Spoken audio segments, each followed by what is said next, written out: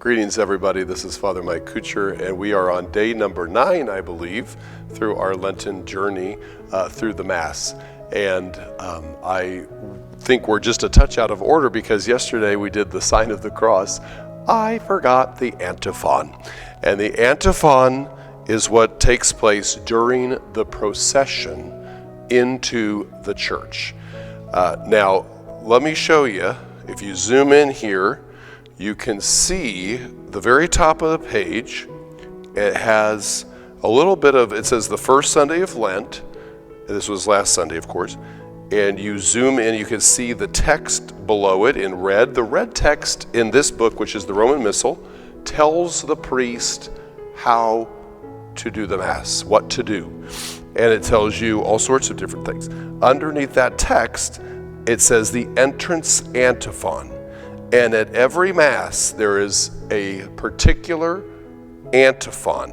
You can see where it comes from. So a lot of people don't know these antiphons at all because usually on weekend Mass, the antiphon is replaced by an opening hymn. And that has, somehow become the practice in most of our Catholic parishes in the United States of America. Was not always so. And the Missal actually sort of presumes the praying of the antiphon. The antiphon, which you saw, was very short, but the antiphon traditionally is sung by a choir. And of course, in the olden days, that would have been sung in Latin as the Mass was sort of beginning. The antiphon is always biblical. It's always relating to the celebration that is taking place. Now, I'd mentioned that in most of our parishes in the United States of America, the antiphon on Sundays, Sunday Masses, is replaced by an opening hymn, which is an exception that is permitted. And so the hymn sort of is supposed to speak to the theme, so to speak, of the readings of that particular day. And so on weekday Masses, when there is no music, I typically begin the Mass with the antiphon.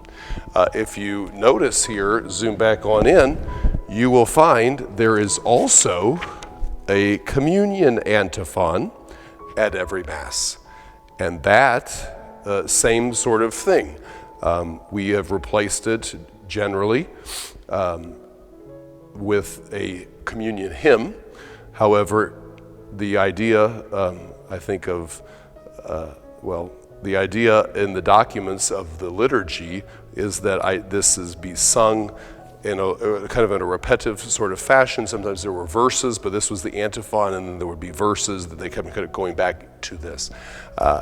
These communion antiphons, of course, also speak to the theme of the Mass, to the readings of the Mass in the season. Kind of cool just to know that those are there. And you can, of course, find them on apps on our phones, especially the Laudate app has all of this stuff right there, which is pretty cool. The opening antiphon takes place, as I mentioned, during the opening procession. And so more on the opening procession tomorrow. God bless you.